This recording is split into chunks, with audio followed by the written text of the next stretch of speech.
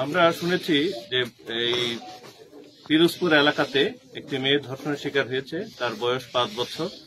আমি নামটা বললাম না। 3 জন কিশোর তারা এই ধর্ষণ কর্মে সহযোগী। তো এটা একটা সংঘবদ্ধ ধর্ষণও হতে পারে। তো আমরা মামলা গ্রহণ করেছি এবং অতি অল্প সময়ের মধ্যে পুলিশ এই 3 জন আসামিকেই গ্রেফতার করতে সক্ষম হয়েছে। আমরা মামলা নিয়েছি, মামলা গ্রহণ করেছি নারী ও শিশু নির্যাতন দমন আইনে, এবং এই মামলাটা আমরা সর্বোচ্চ গুরুত্বের সহকারে দেখছি। এই ভিকটিমের পরিবার সহ সকল বিষয় পুলিশ প্রতিটি পদক্ষেপ সুন্দর মতো দেখবে এবং সুষ্ঠু তদন্ত করবে, এবং এটা যেন ন্যায় বিচার নিশ্চিত হয় সেজন্য পুলিশ কাজ করে যাচ্ছে এবং কাজ করে যাবে।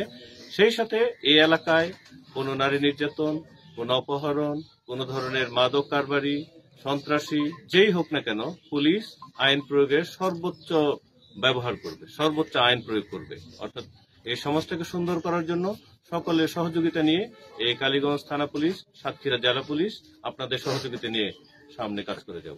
সকল